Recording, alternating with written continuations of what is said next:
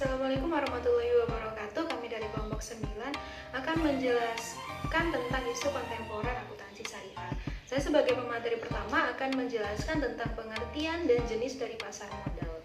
Baik, sebelumnya saat ini dapat kita lihat bahwa perkembangan ekonomi syariah itu dari tahun ke tahun itu terus meningkat. Nah, hal ini membuat masyarakat mulai melirik investasi dalam keuangan syariah sebagai investasi dalam jangka panjang.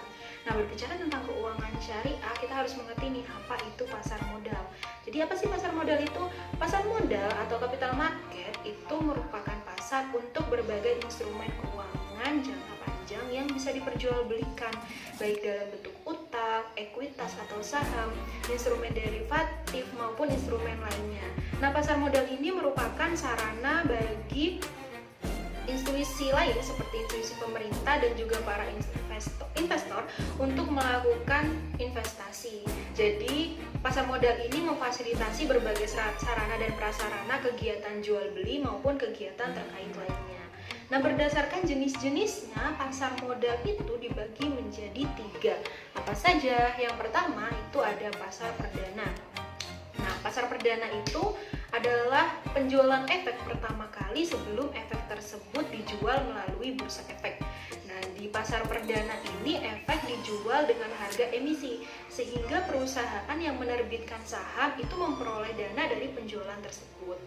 Mungkin teman-teman bingung apa sih efek itu? Nah, efek itu merupakan surat berharga atau surat pernyataan yang memiliki nilai yang apabila kita klaim surat itu mempunyai nilai uang, seperti itu.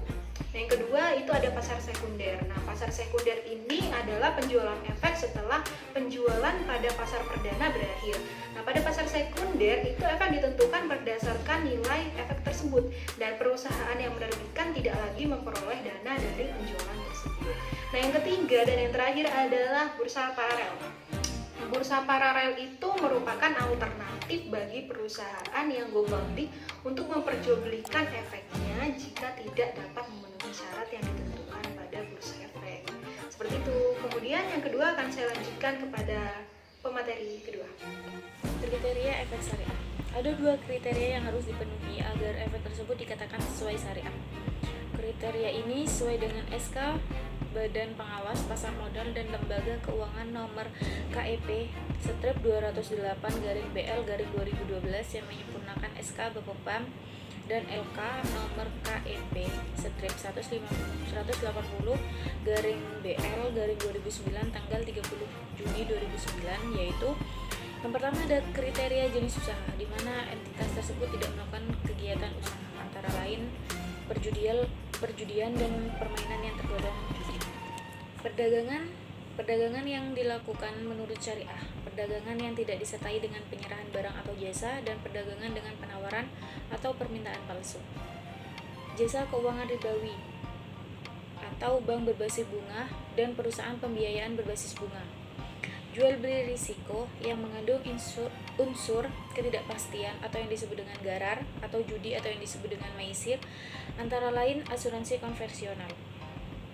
Memproduksi, mendistribusikan, ada memperdagangkan dan menyediakan atau barang atau jasa barang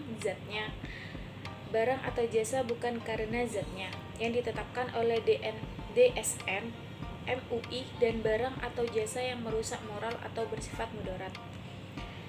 Selanjutnya ada melakukan transaksi yang mengandung unsur suap. Yang kedua ada kriteria rasio keuangan, yaitu memenuhi rasio-rasio keuangan, yaitu ada total uang yang berbasis bunga dibandingkan dengan total aset tidak lebih dari 45%. Total pendapatan bunga dan pendapatan tidak halal lainnya dibandingkan dengan total pendapatan usaha dan pendapatan lain-lain tidak lebih dari 10%. Saya akan menjelaskan tentang jenis efek syariah. Yang pertama adalah saham syariah. Saham syariah adalah bukti kepemilikan atas suatu perusahaan yang memenuhi kriteria berdasarkan fatwa DSN MUI dan tidak termasuk saham yang memiliki hak-hak istimewa. Yang kedua adalah obligasi syariah. Obligasi syariah adalah surat berharga jangka panjang berdasarkan prinsip syariah. Yang ketiga adalah unit penyertaan kontrak investasi kolektif reksadana syariah. Satuan adalah satuan ukuran yang menentukan bagian kepentingan setiap pihak. Yang keempat adalah efek bangun aset syariah. Efek bangun aset syariah adalah efek yang diterbitkan oleh kontrak investasi kolektif EBA syariah. Dan yang terakhir adalah surat berharga komersial syariah, adalah surat pengakuan atas suatu pembiayaan dalam jangka waktu tertentu. Sekian, terima kasih.